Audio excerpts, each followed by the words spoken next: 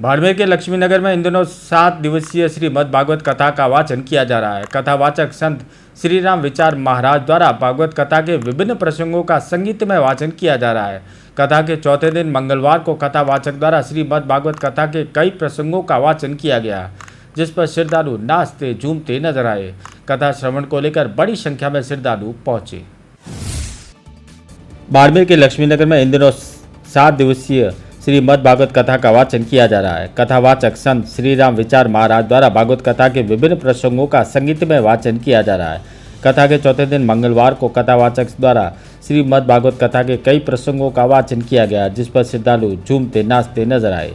कथा श्रवण को लेकर बड़ी संख्या में श्रद्धालु पहुंचे। कथावाचक श्री राम विचार महाराज ने मंगलवार को राजा बलि की कथा का प्रसंग सुनाया। उन्होंने कहा कि किस प्रकार से भगवान वामन रूप धारण करके और राजा बलि के घर गए और 3 पद भूमि के बदले त्रिलोकी का नाप लिया।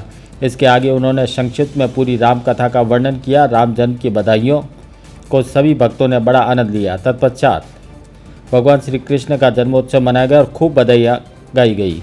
कथा वाचन करते हुए संत श्री राम विचार महाराज ने कहा कि परमात्मा ही परम सत्य है। जब हमारी वृत्ति परमात्मा में लगेगी तो संसार गायब हो जाएगा। प्रश्न यह है कि परमात्मा संसार में घुले मिले हैं, तो संसार का नाश होने पर भी परमात्मा का नाश क्यों नहीं होता? इसका उत्तर यही है कि भगवान संसार से जुड़े भी हैं और अलग भी है।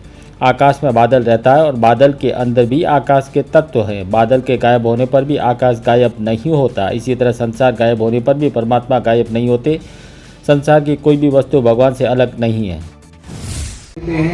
कभी आने वालों को जलपान करवाते हैं, भोजन करवाते हैं, नाम जप करते हैं। ऐसे सेवा साथ में पकड़ करके जल से बाहर निकाल करके और सोचा कि इसकी माँ के पास छोड़ू।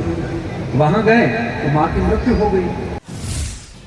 लक्ष्मीनगर में आयोजित 7 दिवसीय श्रीमद् भागवत कथा के चौथे दिन का कथा का समापन से पूर्व आरती की गई। आरती करने के पश्चात श्रद्धालुओं को प्रसाद का वितरण किया गया। कथा श्रवण को लेकर मंगलवार को बड़ी संख्या में श्रद्धालु मौजूद रहे।